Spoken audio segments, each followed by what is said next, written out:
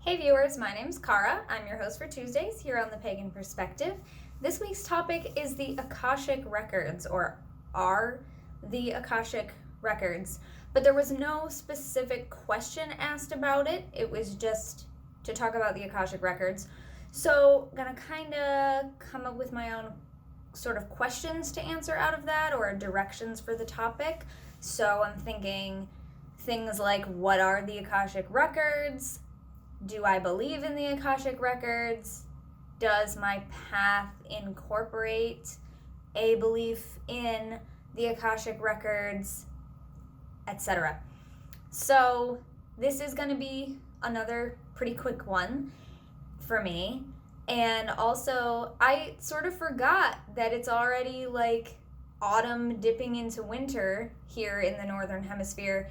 And I forgot how early it gets very dark. So by the time I was ready to do this video, my house is very dark and certain lights in certain rooms don't work. So I'm here again in front of the yellow wall where I've done a lot of my shorter videos because there's decent lighting in here when I need artificial lighting. So the Akashic Records, in a nutshell, are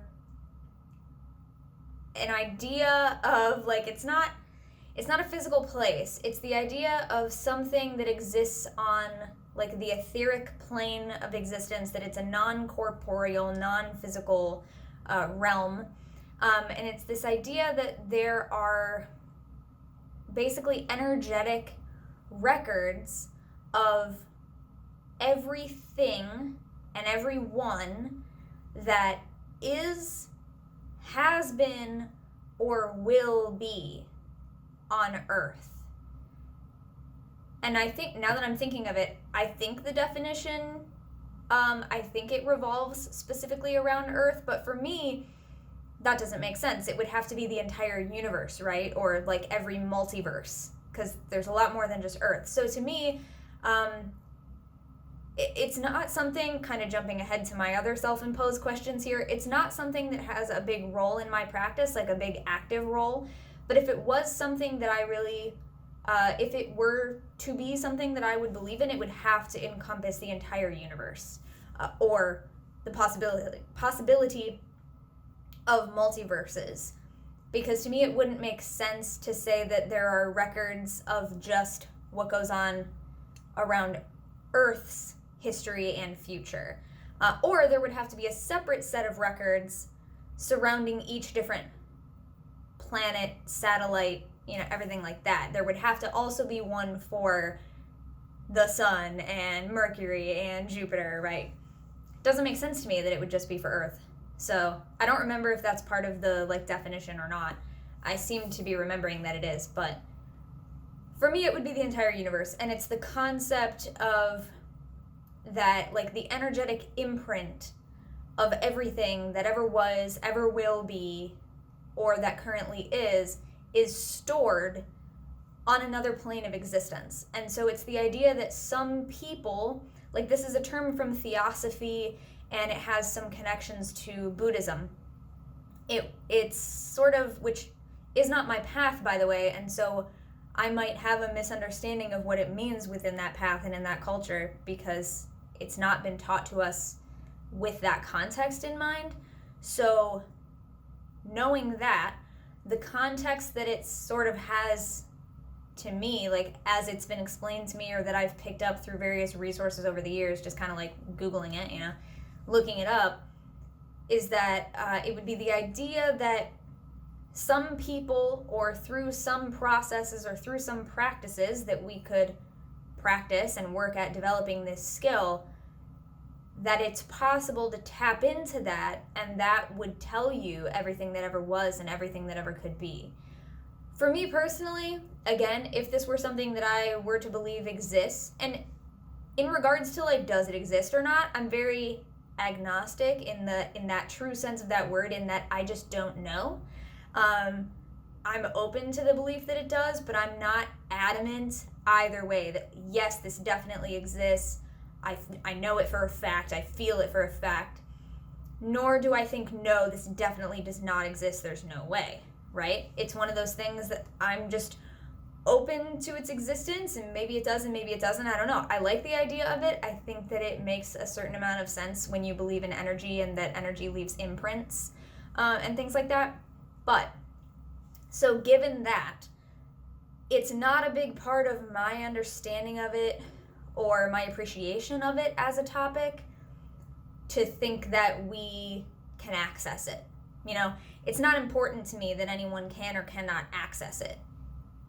To me, it's just cool that maybe that exists. And I don't think that that's necessarily for our human brains and comprehension, you know?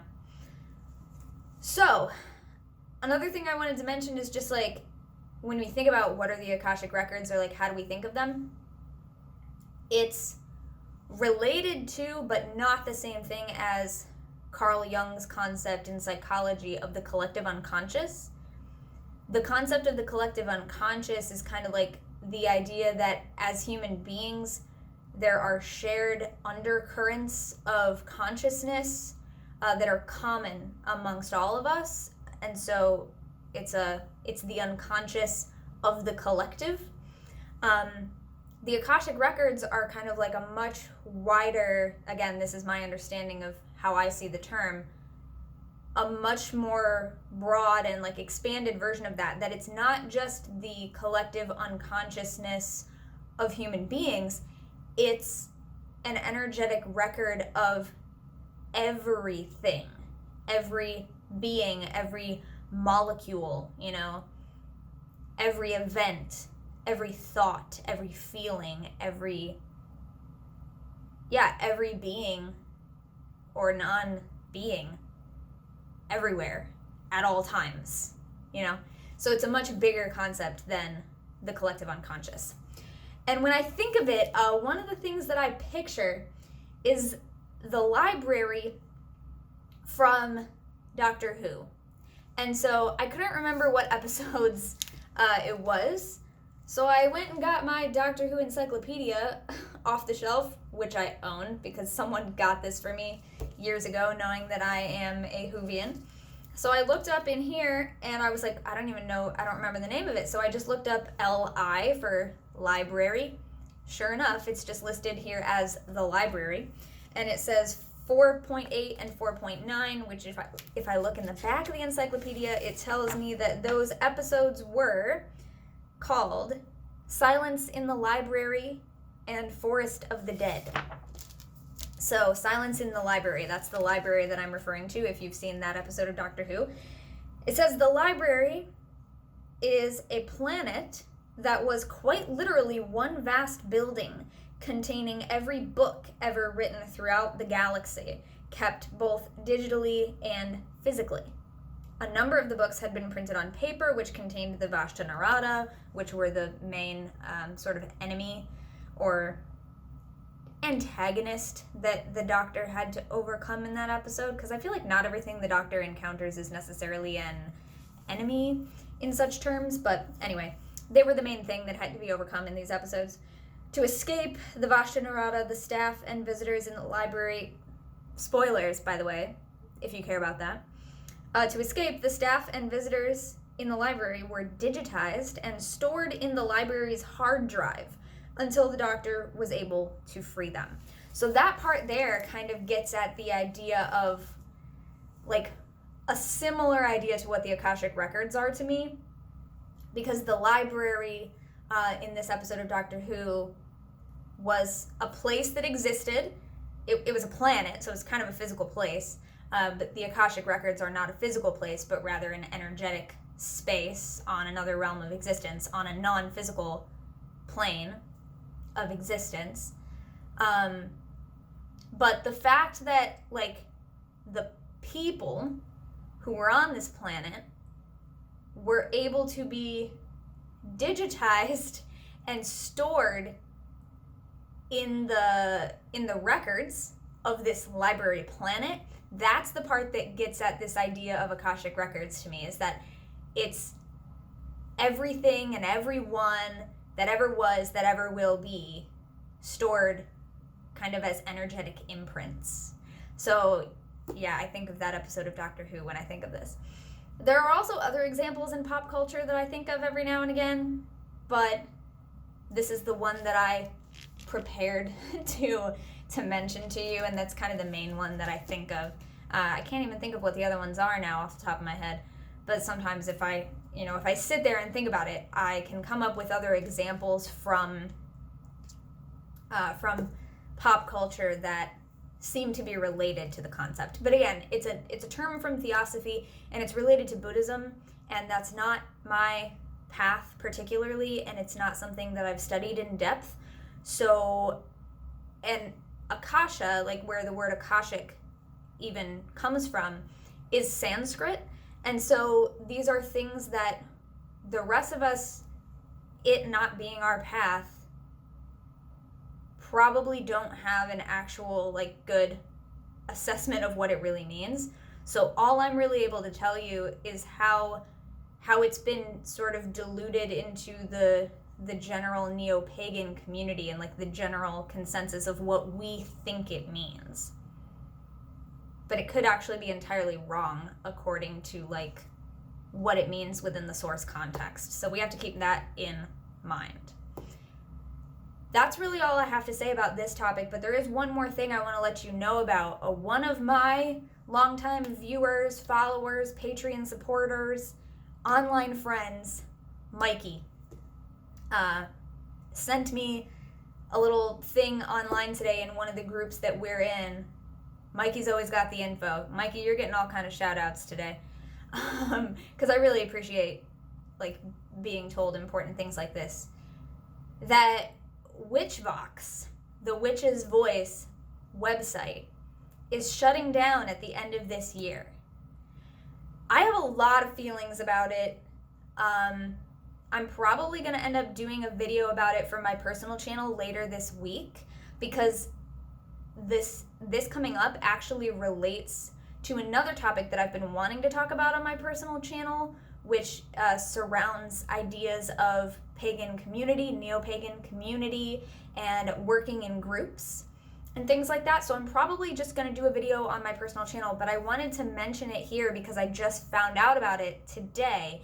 And the notice on the website, if you go to witchvox.com, Witchvox, Vox being the Latin word for voice, right? Am I getting that wrong? But yeah, Witch Vox is short for the Witch's Voice. That's the name of the website. If you go there right now, there's a notice that says they're planning on shutting down that website at the end of December, and that they've been planning to for a little over a year now, because they stopped accepting sponsorships to maintain the site in July of 2018. And so I don't know if they said anything about it back then, but I was not aware of it until today. I have been using the website this year more than I ever have in the past. I admit I never used it in the past, and it's shutting down due to lack of use, which is really sad to me. But yeah, so I have a lot of feelings about it because I also was one of the people who didn't really use it a lot over the years. I knew that it was a thing and I would check it every now and again. People I know in person in my area and people online, I still see recommending it. So I thought that it was still just going strong, you know? I had no idea that people have really stopped using it. And now this year I've started using it more because I'm actually like doing active community building in my area and like developing community in my area, and Witchvox has been one of the things that for like over 20 years has been highly recommended and pretty well known by the whole community, so everyone kind of tells you about it. So yeah, I have a lot of feelings about the fact that like just this year I finally started like feeling like it's relevant to me because I'm now one of the people who is actually looking for community and building community, and that's one of the places that we go for that, and now it's shutting down because we haven't been using it. So yeah, I'm gonna do a related topic video on my personal channel later this week, but I wanted to mention it all to you because I found out about it today. And yeah, it's just like pagan community news that I want everyone to be aware of. So thank you, Mikey, for making me aware so that I could make everyone else aware. And yeah, that's my video for this week. Next week is subs week here on the collab, and then the week after that, it'll be the full-time hosts again. Week after that, it'll be the subs again, because we're in December at that point. Oh my gosh. And after that, we take the rest of December off of Pagan Perspective, so everyone can have some time off, and then we'll be back after the new year in January. So thank you so much for watching. Let me know your thoughts on the Akashic Records, if there's something that's part of your path, if your path is Buddhist-based, or if your path is Buddhism, if the Akashic Records have a similar or totally different context to what I just said it was, and definitely let people know if I'm wrong. And just generally speaking, is it something you've ever heard of before? How do you picture it? Do you think it's something that exists, doesn't exist? Is it something that's part of your path and your practice? Share in the comments below. And the person who suggested this topic, their name will also be in the description. Even though there's not like a full question attached to it, I'll still put that info down there so we know who to thank for bringing up this topic. I will see you guys next month or later this week on my personal channel if you want to check that out. Thanks so much for watching. Until next time, don't forget to be awesome, blessed be, and goodbye.